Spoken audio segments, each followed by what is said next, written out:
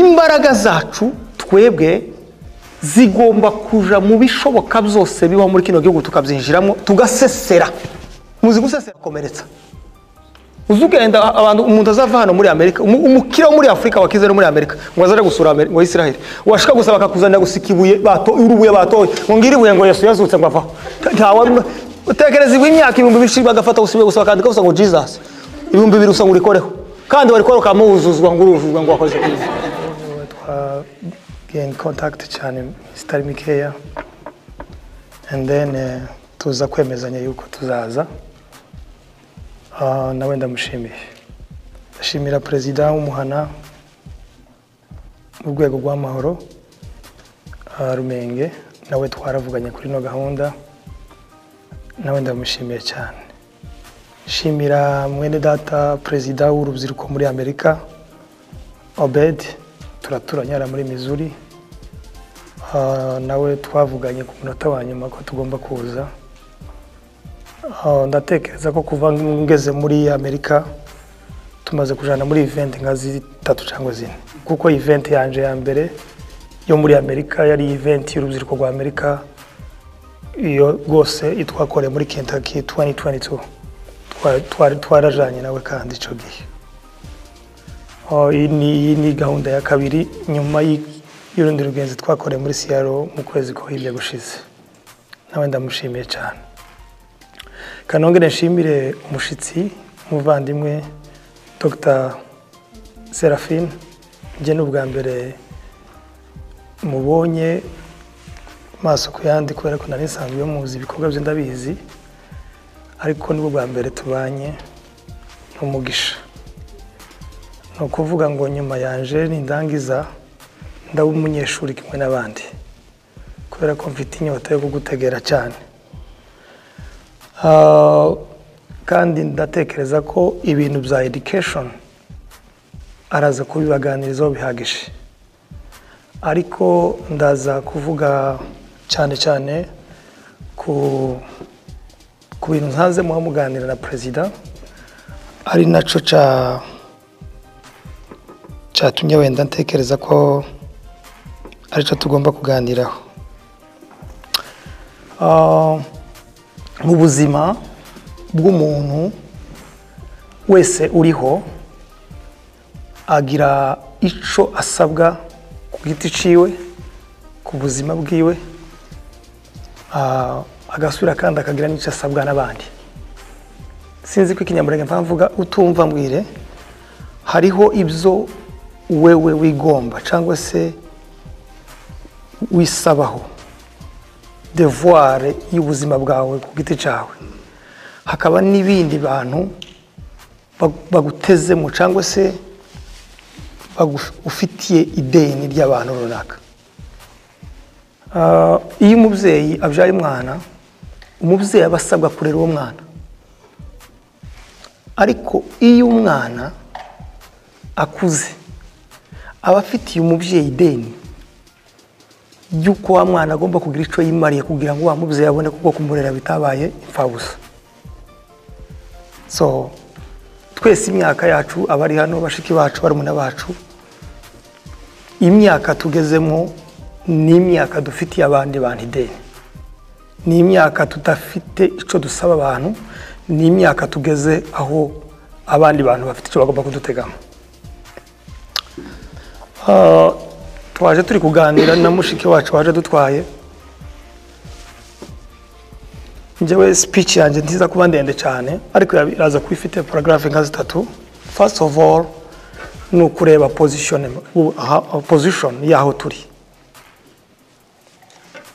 turi icya kabiri none ko duhari niki tugomba kuhakora icya gatatu turebe noneho aho twavuye mbere ko tugera ngaha tureba aho twavuye kuko ikiduhesha kumenya uburyo tugomba kumenya aho turi ni no kubanza kureba aho twavuye hari kibazo yababajije arabaza ngo ese duhuriye kuki muravuga ngo duhuriye ku maraso ngo hari n'abandi bahuriye mu bikorwa ariko kandi hari ikindi kintu mwasize duhuriyeho twese kandi arico cangombwa buriya abantu barashobora guhuza amaraso barashobora guhuza bafite shares muri ma business runaka, ariko burya ikiruta byose n'abantu bahujije amateka,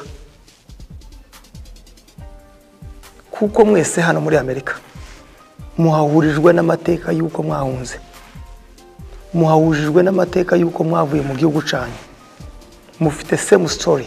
Ni ukuvuga ngo testimony yanyu mwese nimwe. Wo gusaba gutanga ubuhamya, wo tanga ubuhamya uvuga ngo iwacu twari dutuye aha, buke turahava kubera intambara runaka. Undi nawe nuko nuko ngo twese dufite icyo duhuriyeho, ariko icyo duhuriyeho gikomeye kurusha ibindi byose n'amateka. Reka mbabwire aka histoire gatoya kugira ngo wenda je kwinjira muri introduction y'ikiganiro canje. Mu mwaka w'igihumbi kimwe 1933 bikimwe 1933 hari abandi bantu kwisi bari impunzi nguko kwacu, kandi abo bantu nabo bari bafite story, amateka agiye gusana yacu kugeza muri za 40 kuzamura. Abo bita les juifs abanyezirayeli nabo bari batuye muri bya bihugu by'Abarabu, ari ba minorite ariko baba mu gahugu kabo, ariko kandi ari abantu bakeya cyane bazunguruswe n'ibihugu byinshi by'Abarabu. Ariko baza guhunga bava mu gihugu baragenda barakwirakwira nk'aha turi. Bamwe bari hano muri Amerika, abandi bari muri Europe, abandi bari Canada n'ahandi, abandi bari muri Aziya. Barahunze barataye igihugu, kandi nabo bagiye nta kintu bafite, kuko natwe twaje nta kintu dufite. Ariko baricara basanga uburyohe bwaho bagiye nubwo igihe gitoya, basanga gusinzira imwe yotuma bakomeza kuresista kuba mu isi badashize, kuko ubwoko ntibuza bumagwa n'umupanga. Nta muntu wo kwica abantu ngo abamare, nta muntu worasa abantu ngo intambara ibe ngo urasa abantu bamare, no. Kuko igihe urebye amateka y'Abanyamurenge, igihe twatangiriye abantu batangiriye gupfa, basogokuru bapfuye deza n'imyaka ya mbere, yaje kuba urupfu rwo kwicwa rwica abantu rukabamara, mwese ntaho n'umwe bukiriho, ntaho n'umwe uba warabayeho, kuko basogokuru banyu barapfuye. Ariko ikiza kimara ubwoko niki? Ikiza kimara ubwoko nukutamenya, nukutimenya, no kutigira, no kutiyubaka mu bintu bitatu. Swat nugutakaza ururimi, nugutakaza umuco, no gutakaza gakondo. Iyo uvuye mu gihugu cyawe homeland, ugatakaza culture na values zawe, ugatakaza language, ururimi, byanga byakunda uba warangiye. Urashobora kuba muri etazini udafite valeurs z'ikinyamurenge, tugira ururimi rw'Abanyamurenge, utari ku butaka bwanyu, turi umunyamurenge muri ico gihe, uri umuntu deja washize aho ngaho, paske nta kintu nta kikurinze. Kuko iyo umuntu avuye mu gihugu akaja handi, agomba gutwara ururimi rwiwe n'umuco wiwe na valeur, ari values, nizo zizakurindira iyo wagiye kuzogeza igihe uzosubira mu gihugu cyawe. So gushira kwa abantu rero so kuva mu isi, nugutakaza ibyo mbabwiye mukabaho mutabifite, nubwo mwakwimilitiplia mukaba benshi mu isi, ariko mudafite ibyo bintu mwarashize. Ariko kuba mwahuye gutya mukaba mwicaye hano muri Amerika, muzi ko muri Abanyamurenge, muzi ko mwokwitabika igikorwa, iki ni kimwe cyogaragaza ko mutazoshira, paske kuba gusa mwahuye nk'Abanyamurenge zonyine ni sinya yuko tutoshira. Kuko harandi moko atarigeze yicarana nguko mwicaye, udashobora kubaza ngo ese uyu ni kicawe ni kaze ni uyu ni brother, ntibyo ntabyo babizi. Abona abahe niba no ba black muza mubona, tiwo muvuga ngo nakwibwira ngo kugira ngo no munzu y'Abanyabyishimo y'Abagigi, ntibyo ntabyo bazi. Ariko deja wewe uzi uri umunyabyinshi wo munzu y'Abagigi, uvukana n'umunyabyinshi wo munzu y'Abayindi, iyo ni identité, ni kumenya isoko ryaho wavuye deja uracariho. Niyo mpamvu uzore umubabaro bagira iyo muhuye, mbere ko kubaza amazina kubaza aho wavuye. Ariko iwo mubajira yavuye ntahazi, iba agaciro kurangizamo, si imodoka uparitse muri company, si n'amafaranga ufite konte, agaciro kurangizanye nuko azi ko ufite iwanyu. Umubabaro bagendana nuko udashobora kumaza ngo se iwanyu ni he wahakubwira. Ariko mwebwe mufite chance yuko mugifite mu kuvuga ngo turi Abanyamurenge bo muri Kongo, turi Abakongomani bo muri Kongo. cyo ni ikintu kinini kigaragaza yuko mudashobora kurangira. So abo bayenyezera rero bari bakeya kuko tumeze. Wenda uwo babaze mwese ikibazo nakabata se estimo abanyamurenge matekereza turi abantu bangana gute kwisi. Sinza kuvuga umubare wabo kuko umubare w'ubwoko nibanga. Hari kuko hari bavuga miliyoni hano. Hari n'abavuga 200,000. Hari n'abavuga 300,000. Ariko uko mutekereza turi bake cyane. Ariko kandi nyine no kubuke bwacu nibwo bwinshi bwacu.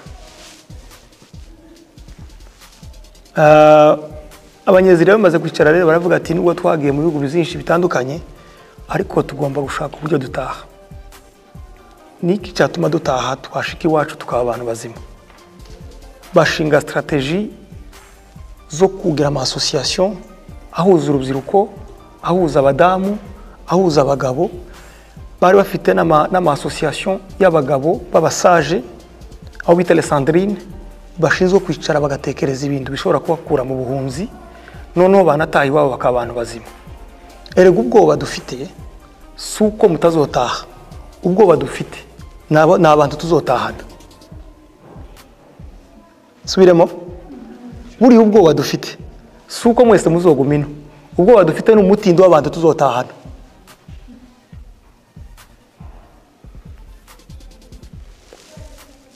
Ari niyo mpamvu rero bidusaba imbaraga zo kugira ngo urubyiruko rwacu ariyo generation dutegerezwamo kubonamwo ko ariyo mwebwe mufite akazoza cyangwa se future y'ubwoko bw'abanyamurenge. Nukumenya ngo se niba dutahanya basore 1,000 naba bakakomeza gutaha cyangwa muri bo harabagomba gusigara hano bitewe nuko bameze. Noneho tugatangira kureba criteria z'abantu bakenewe iwacu ko arizo mufite ko muzujuje. Parce que iwacu na hantu hariho ubukene bw'imitekerereze, hari ubukene bw'imibereho, bukene y'abanyembaraga mu mitekerereze, bukene y'abanyembaraga mu mibereho. Noneho umuntu nimba ari muri Amerika afite imitekerereze iciriritse, akaba afite n'imibereho iciriritse, nitumujani wacu akahasanga undi muntu ufite imitekerereze iciriritse, akahasanga undi muntu ufite imibereho iciriritse, murumva atari ikibazo twimuye tujanye hari ni ikibazo tujanye. C'est pourquoi rero tuba dukeneye ngo njewe ku giti canje Michael nanezerewe cyane ko mwantumiye. Je icyo mbashaka niki uzubona abazungu bahana kibazo babwiriza abantu ngo batanga igice nta topic yo gutanga igice cy'ubuye mu bazungu. Ari mwari mumva mu bazungu, mwari mwabona batanga isadaka mu kanisa baza bayitangira online. Kubera iki? Ibo baza babigisha muri Sunday school bakabigisha kumenya Imana cyane, bakaza basigara bakorera Imana batabwiye amakuru y'ifaranga ko zazitangwa. Naho twebwe tuzadugira igiterane cyo kubwiriza abantu gukora, ariko ntitubabwiriza impamvu bagomba gukora. So bivuga ngo mwebwe ndi murabo kubwirwa ngo nimukore kino, murabo kwigishwa kubanza kumenya ico muri, noneho mukaza mukora bitewe n'ico mwamenye. That's it.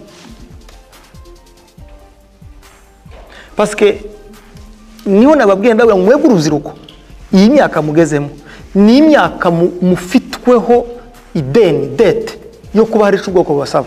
Example typique nuko wenda banshizeho kamera kandi nari ngene ngo tuganire dahari nico nari nshaka, ariko reka mbivuge bitewe n'ibibazo abanyamurenge tuba dufite. Ubu sinakagomeza kuba mpagaze hano by chance nakagomeza kuba mpari, ariko kandi kubw'ukuri kwibibazo twagize nakagomeza kuba narapfuye. Mwebwe hano mwese nakagomeza kuba mwarapfuye kubera kuko kubaho ko abanyamurenge ko kurava mu bandi mu ngana bahabapfa. Urumva dejibo barishideni y'ubwoko cyo bwabasabaga. Niturangiza turebe twebwe turi muri position ya opportunité, ariko allez voir abantu bari muri position opportunité. Est-ce que niki kintu twa building mu bitekerezo by'urubyiruko dufite muri Amerika kugira ngo dushinga imizi hano, imizi ishobora kugwana n'ikibazo cy'abanyamurenge imyaka 100 tudafite guhungabana muri anglais zose zibaho.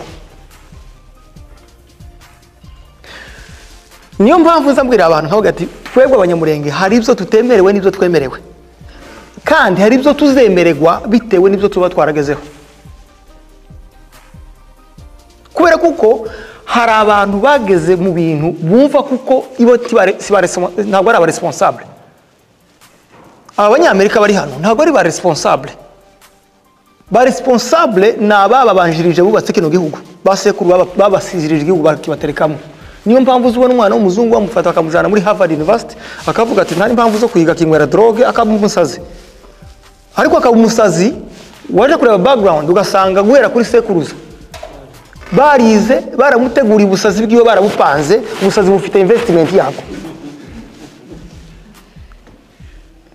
ku buryo naje no mwibarabara nta kibazo afite konti agira social security n'akadi yiwe ni ukuvuga ngo ubupfu bwiwe n'ubuswa bwiwe barabwiteguye imyaka nk'ijana ishize warangiza wowe washikana muri Amerika ugatangira kuba igipfu isokuru bataragutegura ubupfu bwa hano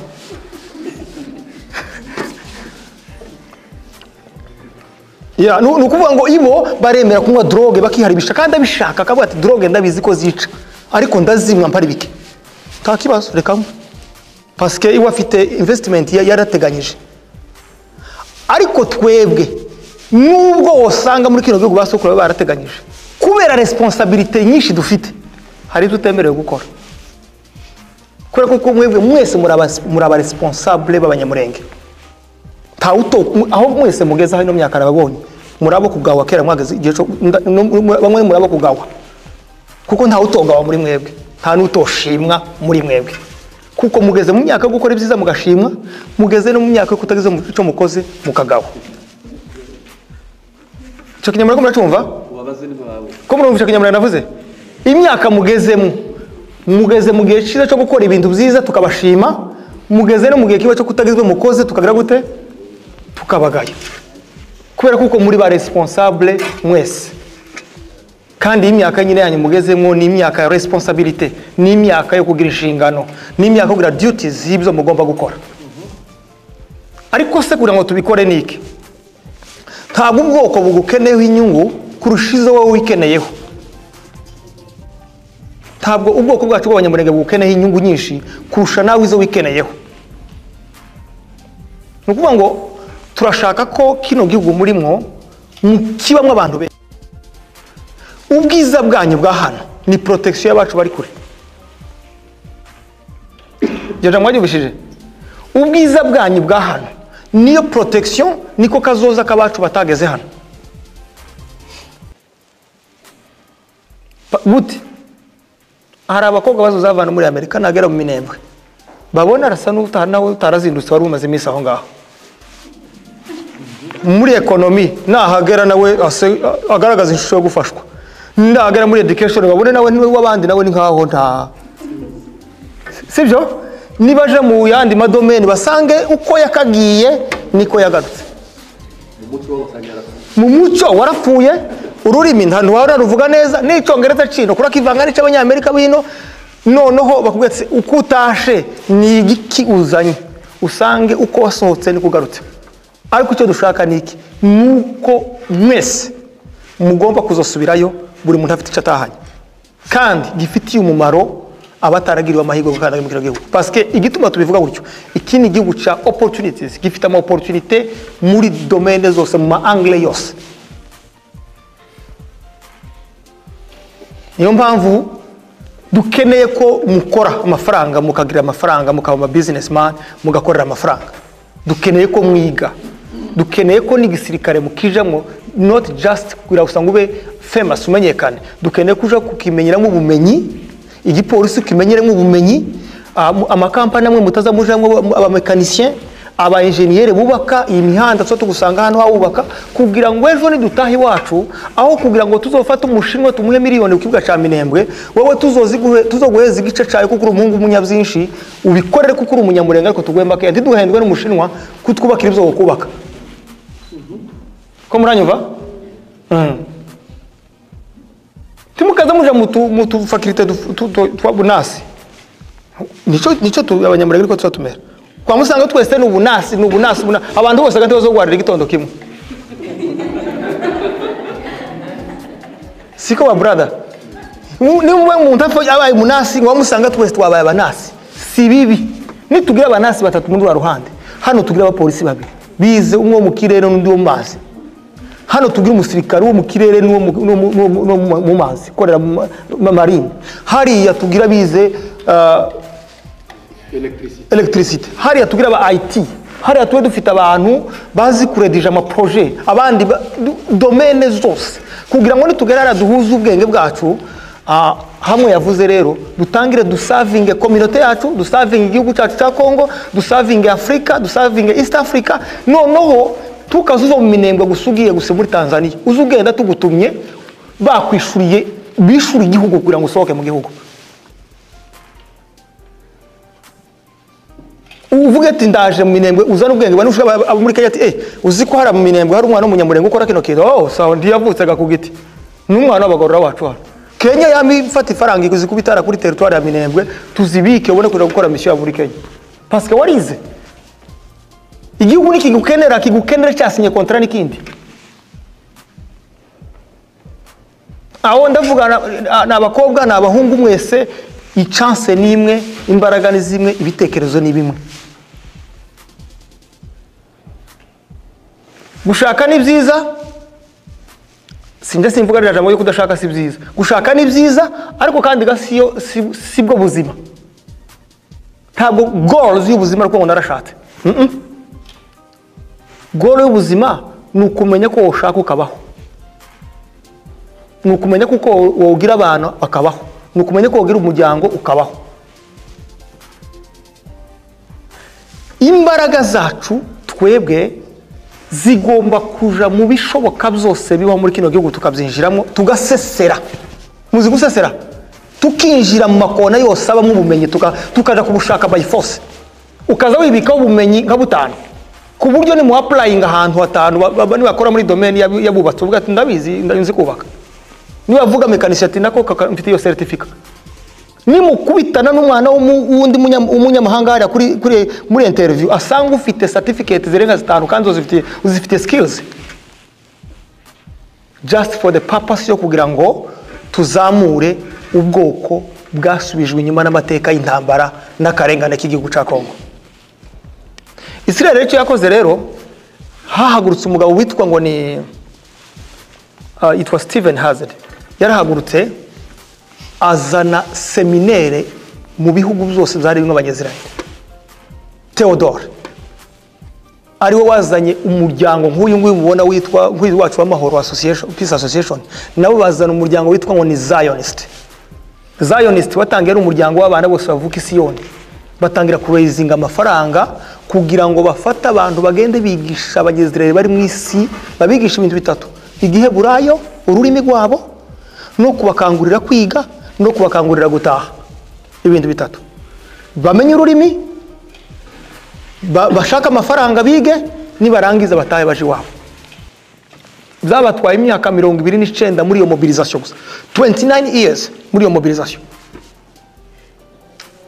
ngo buce barazamuka barataha bose barurira indege ibo sikuko kwacu barurira indege barataha baje muri Israel ngo bashike muri Israel baravuga ngo nta muntu numwe uzogira task uzokora umurimo umwe umuntu agomba kuzafata at least nk'imirimo nk'ibiri nico gituma wasanga umuntu ari umusirikare ari ministre ugasanga umuntu n'umupolisi ari revera pasteur twebwe niyo bagusenge ku pasteri n'amakuru y'abasoda dushaka no kuyamenya ba bishop bose muri Israel n'abakomando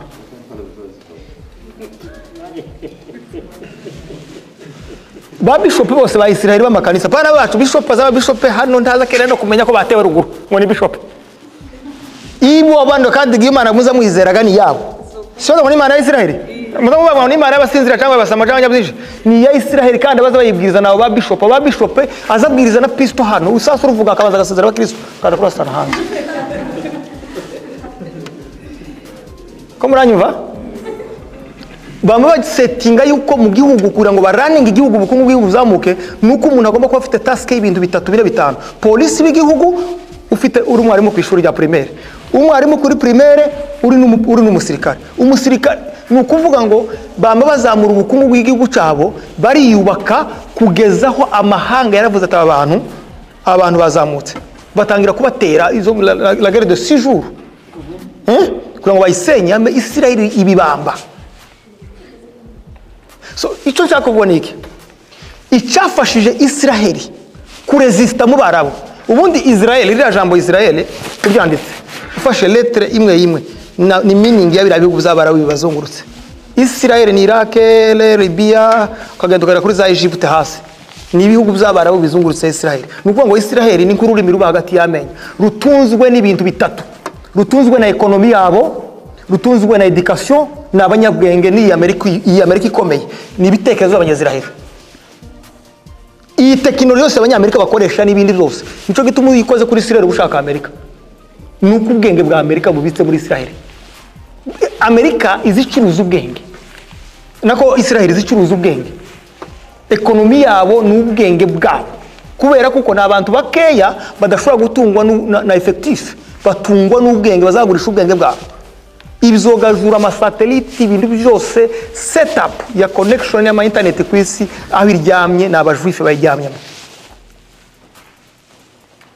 So bivuga ngo tugomba gushakira ubwenge muri kino gihugu. Iyo ni point ya mbere.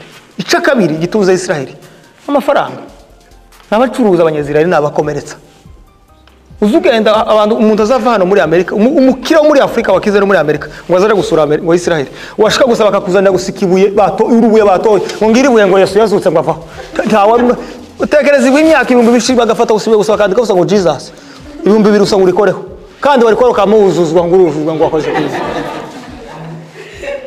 2000 bikaba biragiye ngo wakoze ku Yesu ujyari ripfundikiye ngo mwiva ya Yesu byo bikaba biragiye ni business bakakuzamura ku musozi wa Siyoni ngo nahanga ngo niho Yesu yahindukiye ngo yajanye na Petero na Yohana washika ifaranga ugataha kutahindutse ukamutaha uri kwa kundi wagiye bibiri bikaba biragiye ya faranga za kandi ukamusanga wavayo bakamuha gupanga ngo uzobwiza ninga ngo uvuye muri Israel abandi pastor bose agaceceka ngo nyanaka n'uzobwiza ngo yaragiye muri Israel ngo nije ngo mumva ya Eliya nimba Eliya nimba ya Yuriya ntuze ya akavuga usimva gusa yagezemo gusa ngo nakoze ku rusengero rwo kwa Salomo gucyondo kwa Ronito uko yagiye twazagaruka ariko wasize amafaranga kayabona cheke z'amezi 5 zarasigaye. Israel itunzwe n'ubwenge bazi guheza agaciro ibyabo no guheza agaciro uko bari. Icya gatatu ni imbaraga zo kwirwanaho. Tumwabonye umwaka ushize bateraga zaritera mwabonye ko buri indege bose kibuga indege zari zabaye nke bari abahoza burira indege n'Abanyamerika hano benshi n'abaministri hano hari abambasaderi nje benzi mu Rwanda buri indege barataha bagenda kugwana. Nukuvuga ngo mu gihe dufite abari ku rugamba barwana mu Minembwe, mu gihe dufite abari kugwanira karengane kacu, tugomba kuba dufite n'abandi bantu babarwana no gushaka ubumenyi hano. Tugomba kuba dufite abasore hano bananutse kubera kwiga. Iyo jamwe bishije. Tugomba kuba dufite abana hano bahaba tibiro kubera gusoma ibitabo.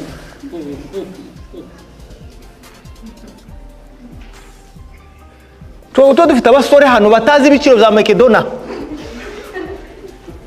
Yibera aza nugusingira ku gitabo gusora kuri computer kariga. Naho wewe hano uri muri America nti wiga ibiciro bizo kujya za America urabizi byose.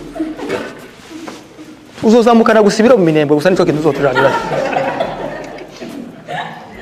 Ntabwo ndi kubasetsa. Sibyo?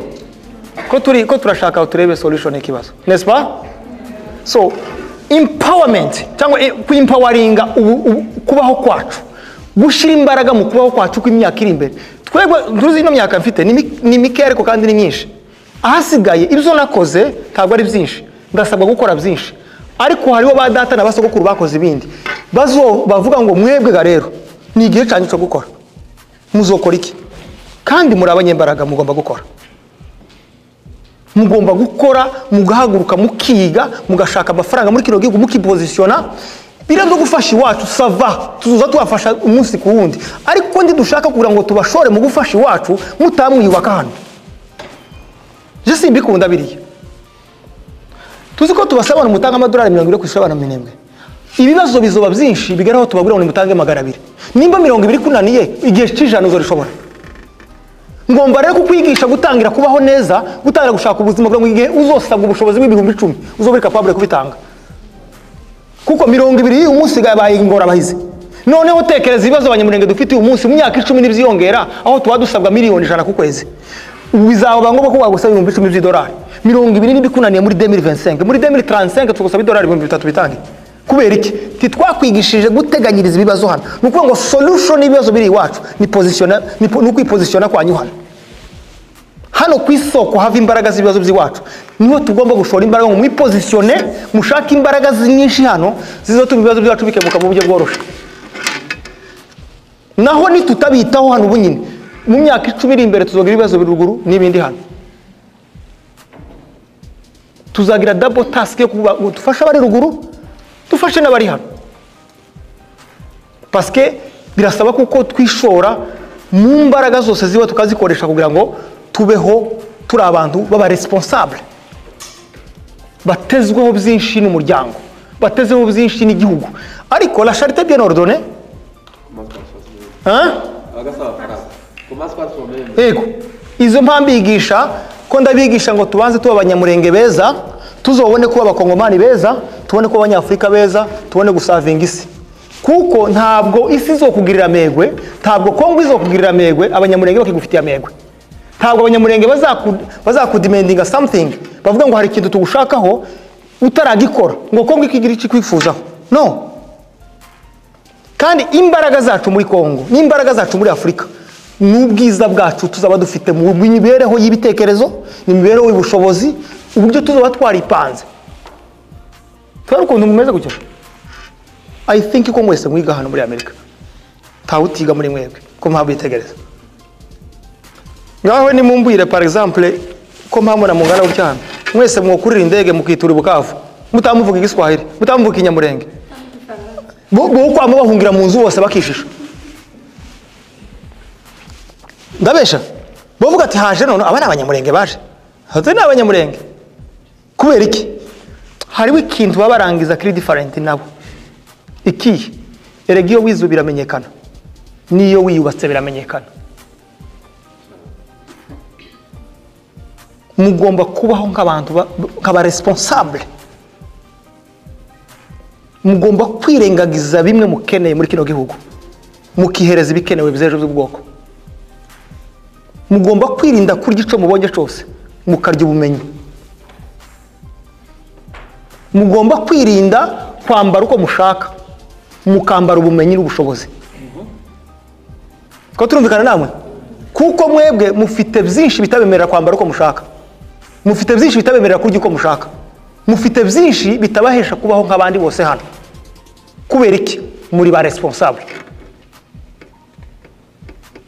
nuzoza ugenda mu ibarabara uzo wikanga uvuga ati uyu ndi responsable wagenda mu ibarabara ni wumva hari kosa ukora ati kumbe ndi responsable ureke ni wumva wafata ugataba uvuga ati akanyagwa reka nkareke nabaye responsable ni wumva hari akayoga ko kudomina uvuga ati sinkungu uyu munsi hari ibyo ngomba gutekereza parce que ndi responsable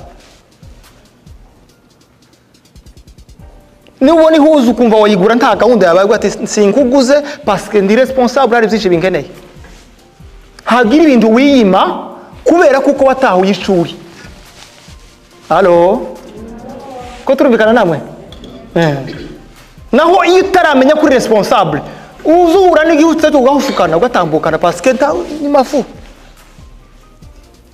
so isi ya none uko imeze rero abantu bose kugira ngo babeho bamere nkuko tumeze hano muri Amerika nuko abanza kwipositiona bakamenya ngo hano kino gihugu turimo gifite ibitwangiriza n'ibitwica ariko kandi gifite n'ibidukiza iyi Amerika hari umuntu n'ubishavuga ijambo ryiza yaravuze ngo ino Amerika igira ibintu bibiri igira umurizo w'imbwa irawutwaye mu ntoke nukenera ko imbwa bazagusingiriza umurizo ubimbwa nukenera ko umugabo bazabigufashamo icyo ushaka kuba muri kino gihugu bazabigufashamo mu buryo bworoshe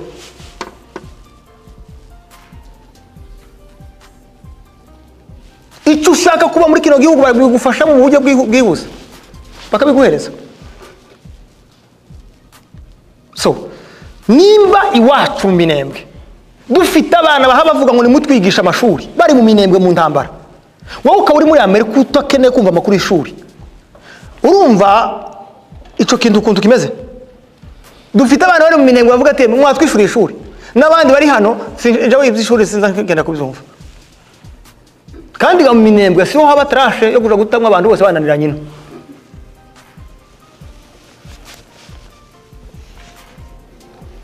Ijambo rya gatatu kuranze kurangiza. Iki gihugu kiraryoshe, ariko ntimugomba kuryoherwa n'ibije byose. Igihugu kiraryoshe kino mugomba kuba umunyu muri kino gihugu. Muzi umunyu?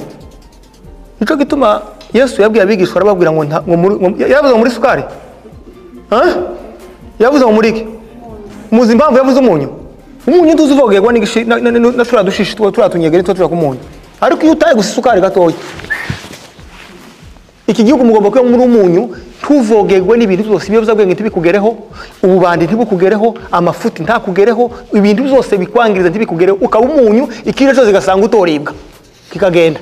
Ariko ni mu bisukari, kokayini zobarya, inzoga za hano zigura ubusa zizoguhitana, ikintu cyose kikwangiriza kizakugereho pasika wabaye isukari. Mugomba kugira valere zitabemerera guharibikira muri kino gihugu paske dufite imbogamizi zitatu. Twebwe ntituragira abantu bo kuza gwino, bo kuza kwicwa n'amafuti hano. Ko turapfusha abantu kuri tere iri iwacu tukabura babaramplace. Bishwe n'isasu. Numara wicwe n'itabi hano. Umunsi wo kuguhamba tuzovuga gute? Ntwari yacijanywe n'itabi. Reka gitwari no zabaye nishi no iyo ngiye twahita n'intwari na bazavuga kuri uyu mwana yari intwari yajyanye ku bavyeyi yanga kuterana igihugu. Undi nayo umunsi yapfuye ngo yari intwari yitwaye neza ku itabi.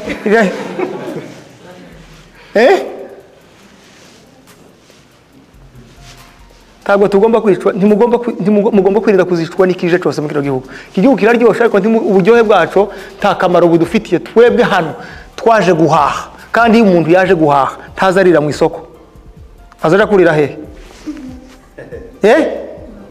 Imuhira. Hano twaje guhaha, muhaze mureke kurya hano, kuri investment, mwiteganyirize mwiyubake. Bitabatangaza yuko mwebwe hano mushobora kubangaje n'abana muhamwigisha mu Minembwe none waza utaha ukabura uko bagufata barakudipotinze bari abana bari bakakwangaje bakagweza akazi. Erega abazacu umugani ngo iyo umuntu aje si hasanga ibyo ajanye, ngo ahubwo aho umuntu ari ni haturana n'ibyo afite. Iyo umuntu aja si hasanga ibyo ajanye, ariko aho umuntu ari niho abafite nukuvuga ngo kuja kure sumufano yuko hari icyo usanzeyo, ahubwo uzujana icyo ufite muri wewe. Wewe ugasanga uwanyu yibereye ku runundu ariko aracazigamye icyo afite, akazakuruta waragiye muri Amerika ntacu ujanyeyo kuko ntari cyo akuye muri hano. Nukuvuga ngo ugomba kumenya ndi muri Amerika ariko se niki nahazanye niki ngomba kuhakura. Ese cyo nahazanye nzagisubiza ari kizima kuko ntimuzotahana ibyo muzokura hano, muzotahana ibyo mwakwiriye mwaje gukuriza hano. Cyo jambo dusubiremo, ntabwo muzotahana ibyo mwakuye hano, muzotahana ibyo mwarereye hano mwakwiriye iwacu. Mwavuye iwacu muri abanyabwenge muza ku develop ubwenge bwanyu hano, ariko niba waravuye iriya nta gahunda yo gushakira ubwenge buri hano. Iki gihugu se nicyo cyambere sico kigira ibipfu cyambere. Myaka 70 tubazo gushira muri ziranzu baza gusurira ngo zira twatweca. Uri umukiriya mwiza cyane hano wa company. So ntabwo mugomba kumenya ko Amerika ari signification y'ubukire, ari signification no, Amerika ni signification ya opportunité yo kudevelopa, ku inspiring what you have. Nta uzure something from outside, everything is in you. Ibintu byose biri muri wewe. What's remaining ni kubidevelopa. Swat ibitekerezo byanje bishiro plafond yo gutekereza, mbe limite mu bitekerezo cyangwa ino plafond hejuru, ibitekerezo bizamuke hejuru, wiyubaka umuntu muzima. Ko turumvikana? Yego. Ntabwo kuja kure ariko kuvuga ngo no. Muzamusoma Bibiliya. Mugabo witwa Yakobo na Esau bari bavukana.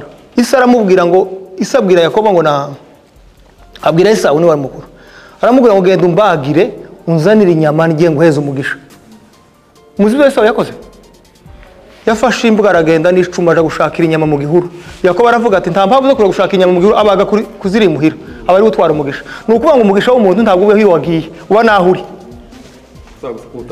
usa no gutarawumenya so ntimukagira ngo mwaje gushaka imigishano mwarayizanye nimwitwara nabi muzosanga Yakobo yaririye umugisha Muminembwe so il faut que twiyubaka intelligemment tukadevelopa ibitekerezo zacu tukadevelopa ubukungu bwacu ukabura umukobwa wize ufite n'amafaranga ariko uzi umukobwa wize ufite amafaranga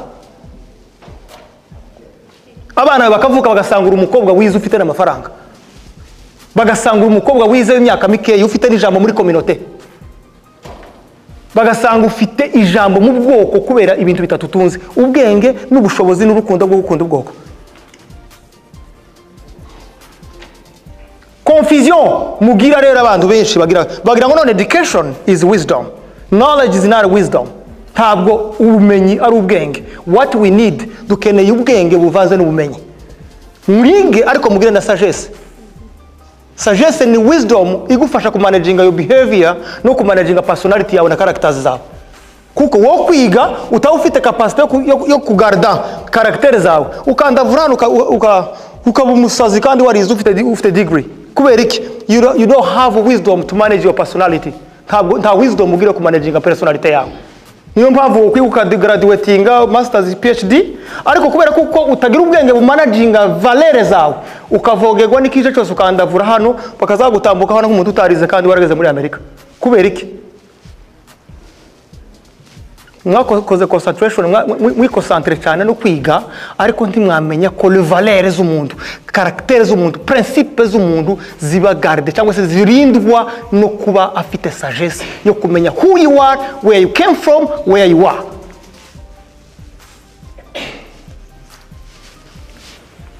ko turumvikana bavandimwe mugomba kugeza imyaka 30 mwese mufite amateka mu Banyamurenge mufite amateka meza pana mabi soit dufite intérêt tugukura muri education dufite intérêt tugukura mu bushobozi utanga tugufite intérêt tugukuraho no mu biyere wisanzwe twati kameme imyaka ugejejeho iki kintu cakehanye ugomba kubikemura niko kuba umuntu ugasiga legacy mu bantu naho we turi bakeya mu isi n'uturange twari tugize umugisho wo gutunga ntufuye numara usurugenda wamutambuka buke gusa nk'inyoni ivuye kwiba umuceri no iki gihugu rero turimo Banyamurenge bari hano bashiki bacu bari umuna bacu mwe mwagira amahirwe kugeramo mbere yacu mugende mwiga amashuri yose abaho amashuri sukura kuri ba mwige n'imyuga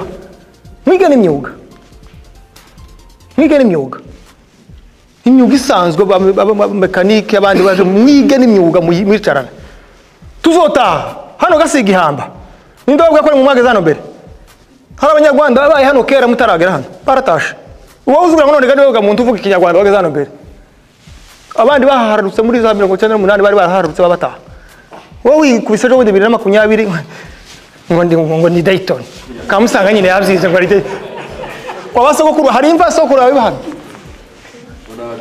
muri diaspora ubundi diaspora n'umuntu utaraye mu rugo ni diaspora ntabwo ari izina ryo gukanga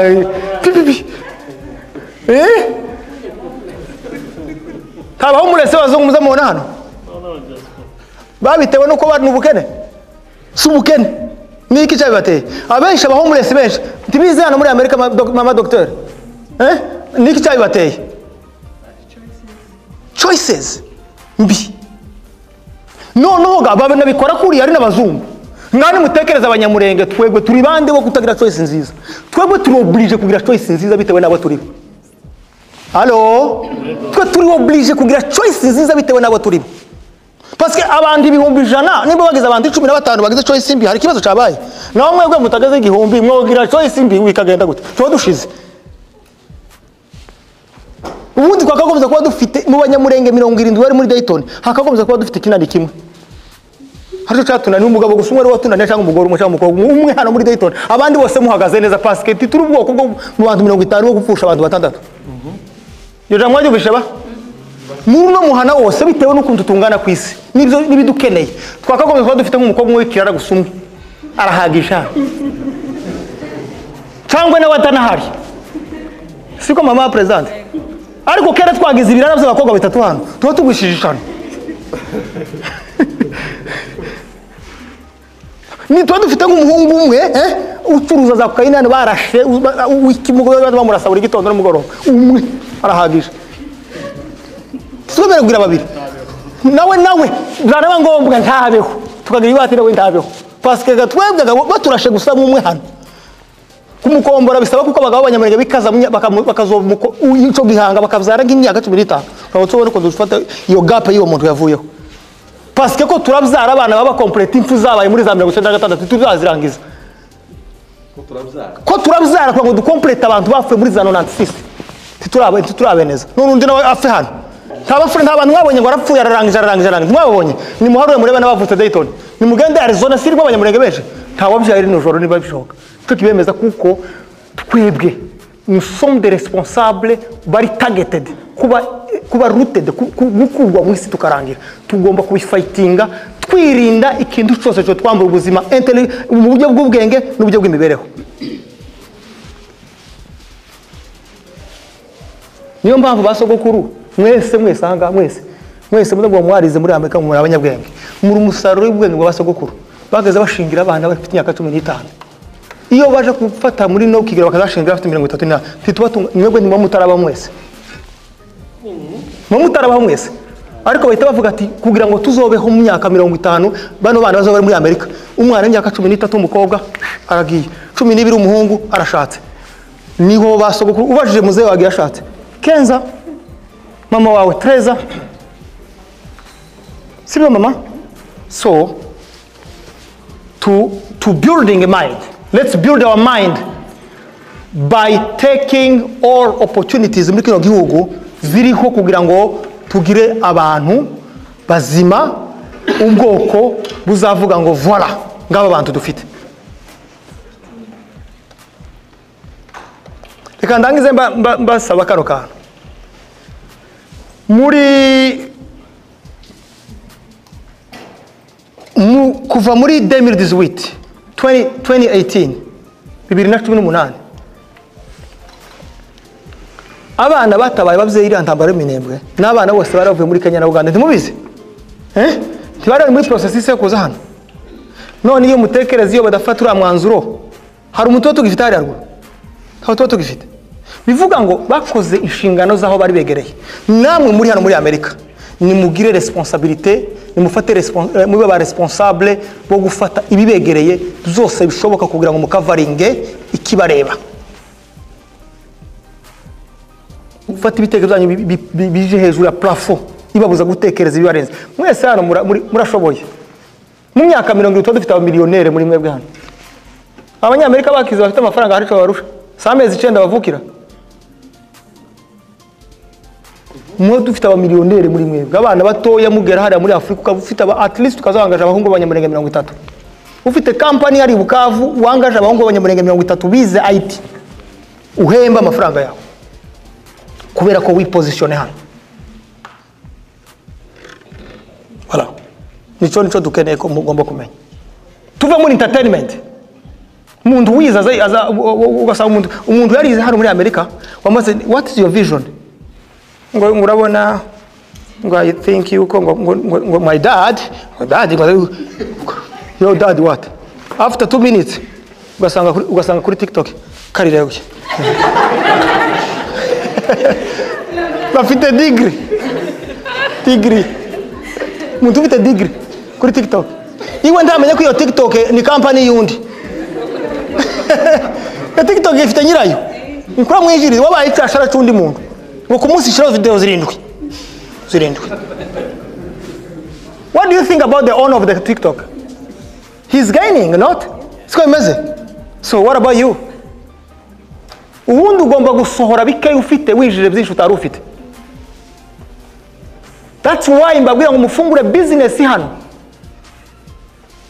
Mama doctor, uratekereza mu wawe iyo ugiye kurya mu nzu. Sibyo rume? Uzutege habara amasana ngaho imbere kuna sinka amasana gatanu. Muri izo sahani zitanu niko waguri munyamurenge muturanye. Tekereza kujya ibintu bitanu bitari nk'icyo munyamurenge. Subukene. Subiremo ukagira zo kujya 5 qualities of food kuri table ariko hatari mu by'umunyamurenge n'umwe waguriye n'ubukene ariko uzoreba abahinde hano abahinde muze Indians bagira amasoko yabo nespa arashobora kudriving 30 minutes agiye gutora imboga mu iduka ry'undi muhinde nta muhinde urya ku mezi no kunyabita ataguri muhinde nta mu Nigeria ukora ikintu adafite ikintu cy'umu Nigeria agurira aho ngaho